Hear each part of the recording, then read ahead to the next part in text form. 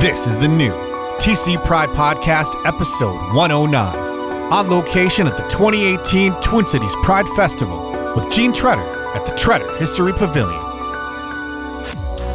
TC Pride Podcast, we're on location at the Tretter History Pavilion at the Twin Cities Pride Festival, and I am here with Jean Tretter, the guy that the pavilion is named after. Yes. Yeah. And we spoke here last year, sir. How are things going for you? How have things been going since then? Well, like I said, since then, one of the things that's been happening to me, I had a lot of trouble with Agent Orange and exposure to Agent Orange when I was in the military. And one of the things I didn't know is that Agent Orange can affect blindness. And so over the last year, I've been kind of going blind. I'm finally growing a little bit more accustomed to it. It's been about a year now that I've been dealing with it. And since almost everything I've always done has been so visual, everything from reading to my big hobby with stamp collecting and, stuff like that, I've had a little trouble adjusting. But I'm adjusting slowly but surely. So, and I'm still on the board of the archives and things like that. And, I make do, and it was really nice and a big surprise for me for the Pride Committee to give me the Lifetime Achievement Award. That's right. Congratulations. Thank you. I'm only the third person to ever get it. They don't hand it out very often. You have to do something, which actually leads to kind of a funny story. I don't know if it's funny or if I'm just being a dishy old queen. But like I say, you have to do stuff for like 40, 50 years. And so usually you're in your 70s or 80s. The only other people that have ever gotten it were Scott Dibble, who's not that old, and Karen Clark, both of whom were richly deserving because of what they'd done politically. And they had wanted to give it to Alan Speer, but Alan died before, and they just haven't, it's difficult to give out awards posthumously. So they decided this year to give it to me, for which I really appreciate and which I really like. But it was interesting because they put me in a car and they had signs on the side of the car. You got the signs here? I got We're getting the signs. The other one went to the archive. Oh, so this is the sign. Oh, here we go. Yeah. And as you can see, it has my name is actually very European. Oh, okay. But I was wondering about that, yeah. But in America, everybody says Jean, and a lot of people think it's a girl's name. Okay. So the driver from Mitsubishi cars in White Bear Lake brought his girlfriend along, and she was sitting in the seat next to him in the front seat, and I was sitting in the back of the car, doing what I'm supposed to do. But it was kind of funny because I think a lot of the audience was totally confused as to why the Pride Committee had given the Lifetime Achievement Award to a 20-year-old blonde Caucasian girl from White Bear Lake. I see. I see the okay. And everything like that. And I just thought it was kind of humorous in that, because I could just see that kind of stare of what's going on. Why would they give an award that's supposed to be for work within the community for 40, 50 years, to somebody who's 20 years old, and everything. So I just thought that was humorous. And like you said, you have dedicated really a lifetime of service to the community. I think last time we spoke, we talked about, I asked you if you thought in your lifetime, when you were first getting started with this movement, that as much that has changed would change. Right. And I was very, surprised. I remember when Steve and Dean and I were first involved with the gay rights lobby, which eventually became the Gay and Lesbian Rights Lobby, which is another whole story with Stephen. Stephen died a few years back, unfortunately. But we would talk about things like that in the car after a day of lobbying or working on something, with the gay rights lobby and everything like that. And neither one of us at that time ever believed that gay rights, let alone any of these other things, would ever be passed in our lifetimes. We never for a minute thought we'd ever see gay marriage or gays in the military or anything like that. And now we do. I hope it lasts. I'm not so sure with our current government. I think our current government promises a lot sometimes and doesn't keep their promises. So I hope everybody gets out there and votes this year. It's very important, very, very important to vote. Sorry, but if you're going to interview me, I'm going to campaign for all my causes, and I think that's very important. And like I say, I'm not sure how all this, when I give speeches and that, I'll talk about the window of opportunity is open a crack, and we have that, and somebody's going to try to slam it shut, and we have to be ready for that, and we have to be prepared. And no matter what you have to do to vote this year in November, if you have to crawl, if you have to beg, if you're in the hospital, have them send a special person over to you with an absentee ballot. I don't care what you have to do. Make sure you vote, and hopefully, from my perspective, vote correctly. Yeah, right. Yeah. So, Yeah, so I'd like to ask you too. So you've been involved in movement building for a long time. There are people right now that are saying like the movement energy that we have right now, especially among the young people, is stronger now than maybe as strong as it's ever been. So having that historical reference, I guess people would maybe think of like the '60s as a time that was really active with a lot of causes. How do you think what's going on now compares to some of the other times in your career working with this movement? I'm going to be dreadfully honest with you, which may not make some people happy. I don't think it's as strong as it has been. In the past, we saw it as something that our lives actually depended on. I mean, you got to remember that a lot of us lost our lives, back in those olden days. Remember when Anita Bryant was campaigning against us and came to St. Paul and campaigned against us here, that they would find men down, especially in Louisiana, outside gay bars and that, with notes pinned to them about another faggot killed for Anita and God, And they burned that one gay bar in New Orleans, which I forget how many people died, just a tremendous number of people because they were trapped inside. It was the upstairs, wasn't it? Yeah, I think something like that. And there were guys that were stuck in the windows because they couldn't get out of the windows, they couldn't get out the doors. They had blocked the doors so that they couldn't get out and everything like that. So we lived through an age when we felt very dependent upon each other for our actual lives. I'm not sure that some of the younger people actually see that. I hear a lot of younger people thinking that, well, we've got our rights and it's all over. We can get married, we can go in the military, we can do this, we can do that. We've got job protection, we've got housing protection, and we don't. I mean, the wrong people get a hold of you, the wrong place, the wrong time.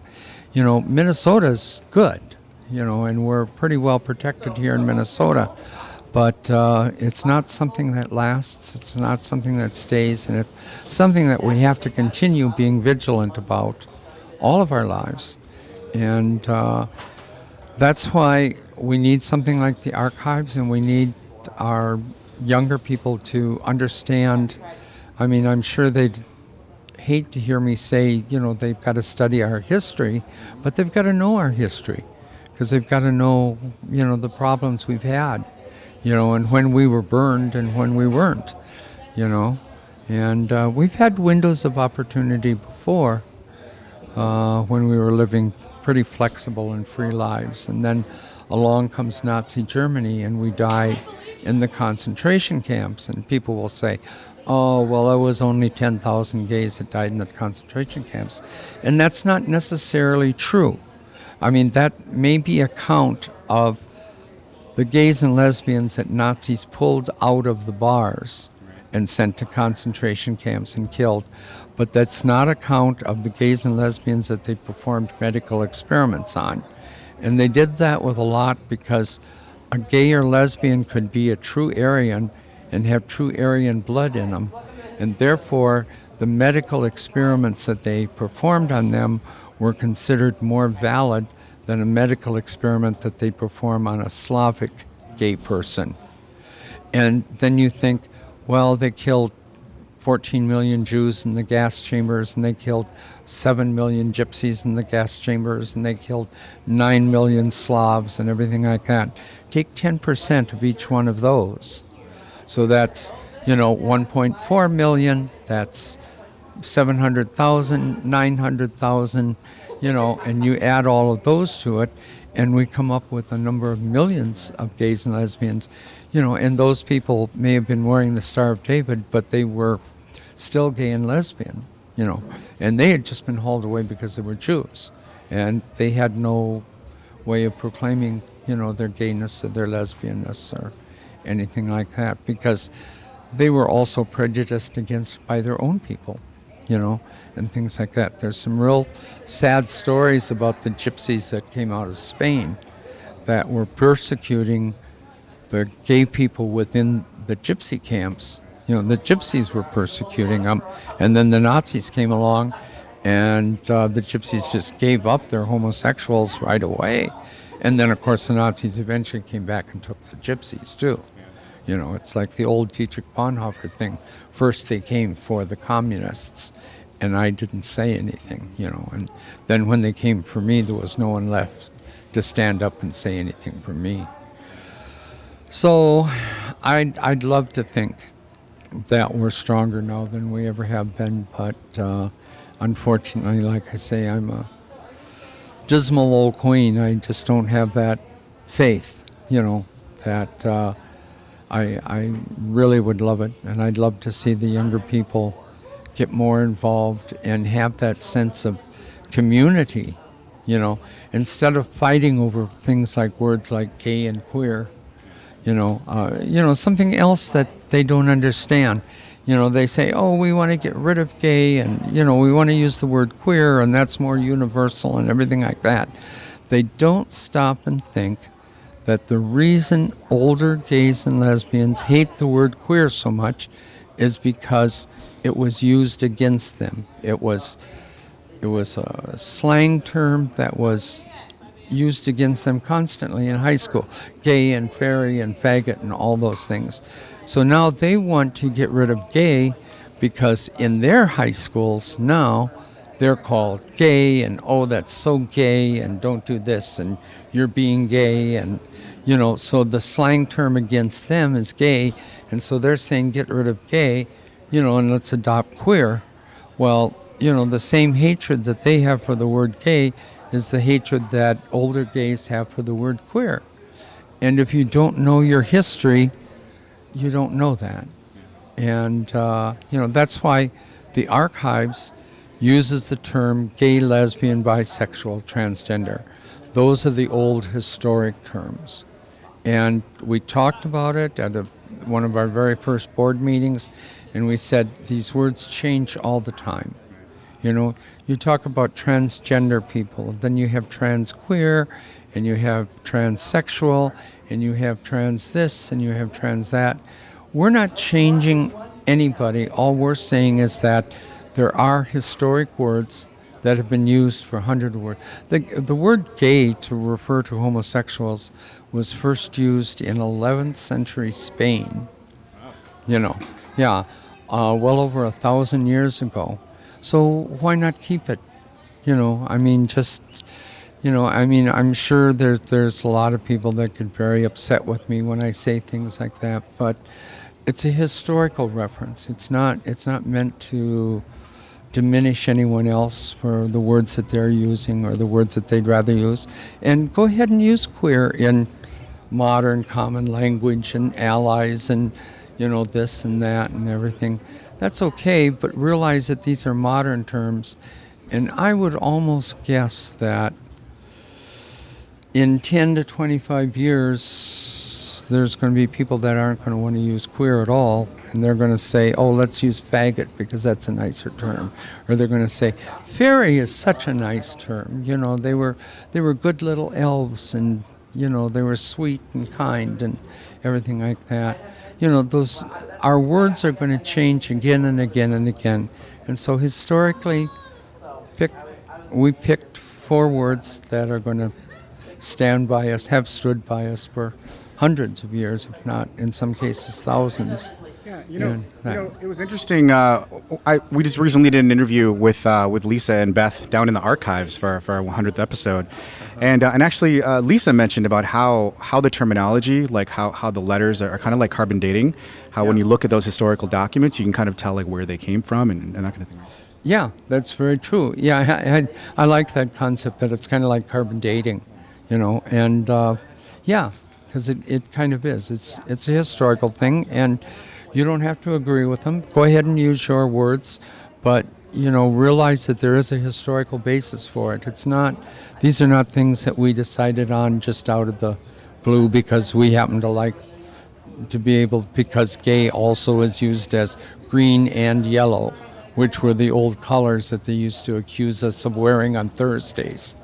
And and if you wore low-cut tennis shoes that were green and yellow on Thursdays, and you were considered a faggot, and all that. There's historical reasons for a lot of that stuff, and there will be historical reasons for the preservation of queer and fairy and faggot and transgender and transsexual and, transmutational and you name it. It's all in there, and just realize that it's a historical change.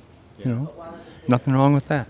They also talked about how when you were first getting this project started, the Tretter Archives started. Well, it wasn't the Tretter Archives back then. It was just basically you going out and collecting all these documents. What motivated you back then, like before there was an archive, and back before we even talked about how you were actually instrumental in sort of establishing even like an LGBT at the time study course at the U of M for advanced degrees. What was it like back then? What motivated you to work so hard to make those changes? Well, the major reason that I started collecting things and preserving them was because when I did that first exhibit for the Pride Committee back in, was it 86? I think it was 86, because that was the 50th anniversary of the burning of the Hirschfeld Library in Berlin. And knowing how all that stuff had been destroyed, and when I did the first exhibit, in collecting things from people and from other gay friends, and that I saw how all our stuff was disappearing because people didn't keep it. Or a friend would die, and his parents and brothers and sisters would come in and they'd say, "Oh, what's all this gay stuff in here, all this faggot stuff?"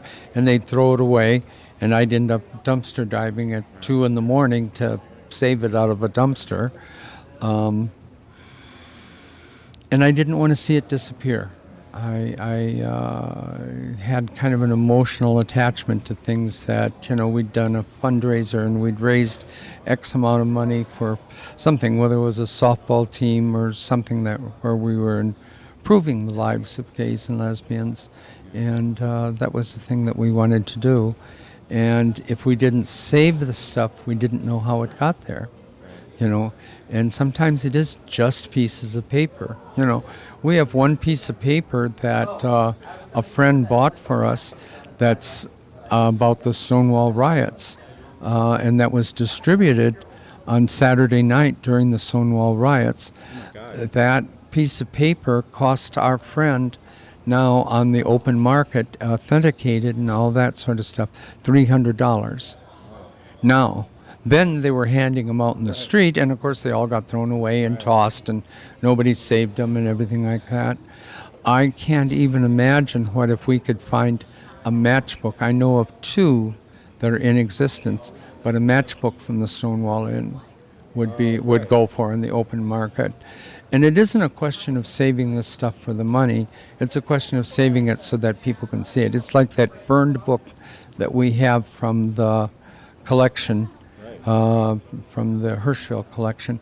And incidentally, Hirschfeld, they just had a big celebration in Germany for Hirschfeld's, I think, his sesquicentennial, his 150th birthday. And, with my site and all that kind of stuff, I couldn't go. I was invited, but I couldn't go. But they have invited me to their Alms convention next year, which is a real decision that I've got to make, because next year is also the 50th anniversary of Stonewall. And I'd like to be here for that, but I also have kind of an obligation to my German friends to go there. And it may be very well that, because it's going to be the same weekend as Pride, and so it may be very well that the German Pride Festival will also be celebrating the 50th anniversary of Stonewall. So it might be fun to be in Germany for that, in addition to going to the Alms convention in Berlin. Well, I always appreciate your time, sir. I don't want to take up too much of your time today. I always love talking to you. What would you like to say as we're wrapping up here? What would you like to say to the LGBTQ plus community right now that might be listening to this, just from your perspective, having been involved in the movement so long ago? Very short. Vote correctly in November. Vote. There you go. Vote. That's all I'm concerned about right now. We need to come back to the world stage as America, and as the real America, not America that tortures children, and not America that gets rid of our best friends, England, Australia, Canada, and New Zealand. We need to keep our friends from World War II, Japan and Germany, which we've recreated them in our image, and now we're offending them and getting rid of them. It's just stupid. Vote. That's my one singular message now. Next year it'll be different. Probably. We'll check back with you next year then. Yeah. Okay. Thank you. Thank you again, Gene. I really appreciate it, and we look forward to talking to you again soon. And congratulations on being on. Well, thank you. Thank you very much. And next year, get to me early. Come out to my apartment and interview me, because I'm going to be heading for Berlin. All right, will do. Fantastic. Thank you, sir. Happy Pride. You too. TC Pride Podcast. We are on location at the Tretter History Pavilion at Pride 2018 at the festival, and I'm here with... I'm Anders Millen Phibbs. I'm a student archives employee with Tretter Collection. Kristen Dada. I'm just a volunteer here at the archives. I'm Jocelyn Borison, and I also am a student archivist. Yeah, and I was wondering if each of you could tell me kind of how you got involved with the project, and kind of what brought you to volunteer. Well, I just saw a student job listing when I first started at the U, and I was like, oh, that sounds cool. And then I found out that we have a gay archive, and I was like, perfect. And I've been there for like 3 years at this point, so.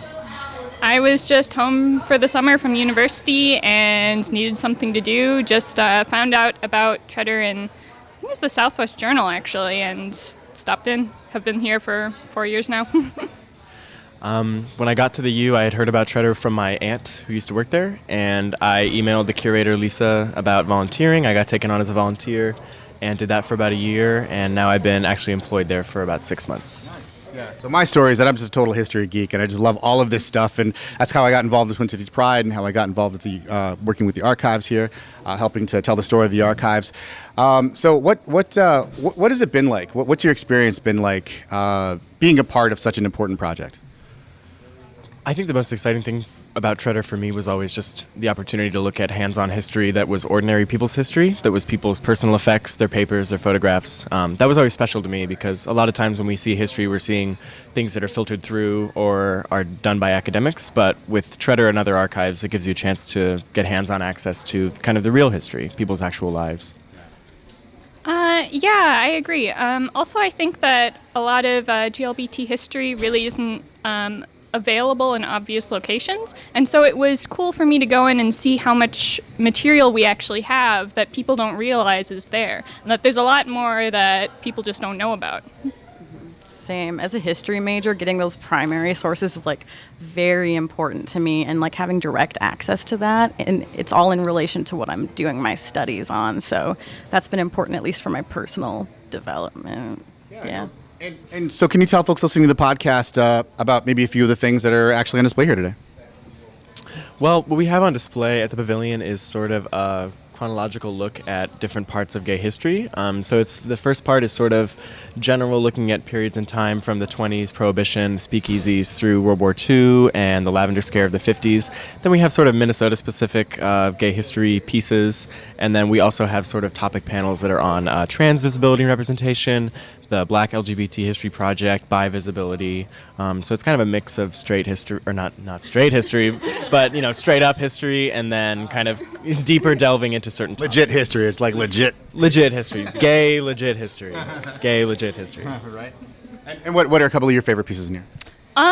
Well, so I'm bi, so I particularly like the bi visibility pieces and the fact that it helps make people realize that bi people have been around for a long time. We have BOP here in Minnesota, which is one of the few bi organizations in the country. I also like the Pride TC Pride history stuff that we have about Pride here in the Twin Cities and how it evolved. I'm looking at a lot of like early gay and like socialist activism in the Twin Cities. So looking at the stuff from the 70s and like the local Minnesota organizing stuff is really cool. Like stuff about free and student organizing that happened in the 70s at the U is really cool. Yeah, and so there's clearly a lot of activism energy going on right now. What do you think of all the activism energy that's happening right now?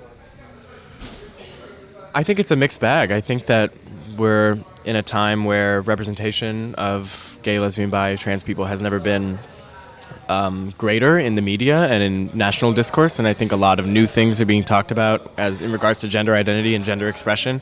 But I also think that we are still facing marginalization in everyday life all over the country, everything from schools to businesses to just the way that we're treated and the way that we are able or unable to talk about our lives and our experiences. So I think a lot of people are just organizing around wanting to make everyday life easier for LGBT people, regardless of whether or not we're on TV or whether or not we can get married. There's still a lot of work to be done on the ground. So I think that's what's happening.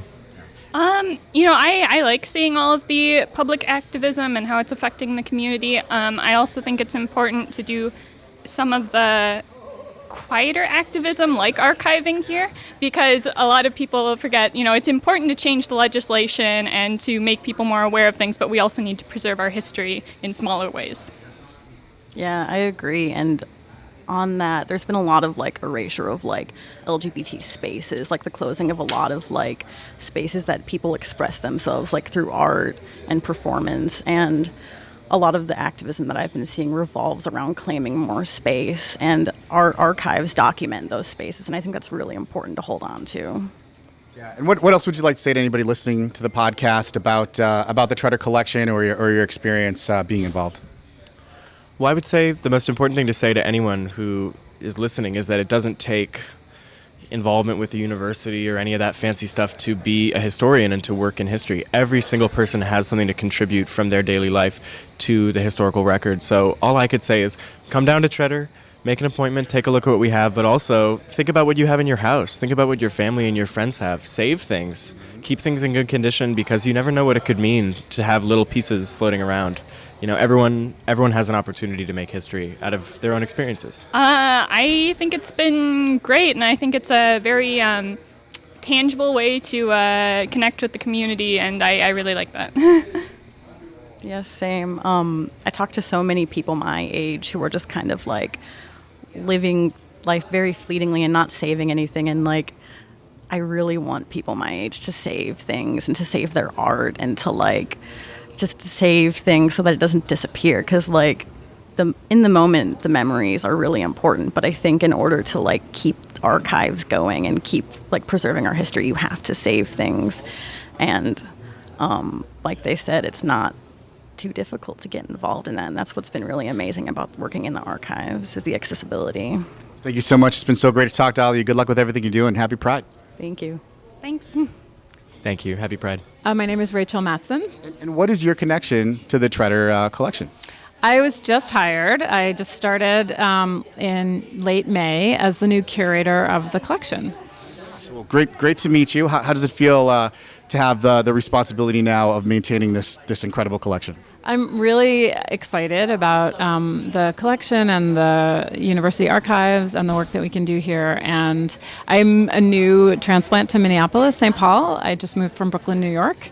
So I'm also excited to be in the Twin Cities and to learn. And I've already started learning the history of LGBT histories here and organizing and community and the really cool stuff that's been going on for a long time here. You came right in time to experience our Pride. So. Yeah, it was good timing. Yeah, so we're talking about, so we're going to sit down and do a more in-depth interview, get a little bit more into your background at some point. But we just wanted to like introduce you to the community right now. How can people get in touch with you if they'd like to introduce themselves and find out about the Tretter Collection? Yeah, I would love for people to get in touch if they're interested in talking about research or donating or whatever kind of archival questions they have. You can email me at rmattson, that's M as in Mary, ATTSON, rmattson@umn.edu. Thank you so much. It's great to meet you, and I'm sure we'll talk to you again soon. Thanks. Looking forward to it. The TC Pride Podcast is a production of the Non-Pod, nonprofit podcast community, and Twin Cities Pride. Subscribe now on iTunes, on Android, or by email at tcpridepodcast.org. Because we're in this together.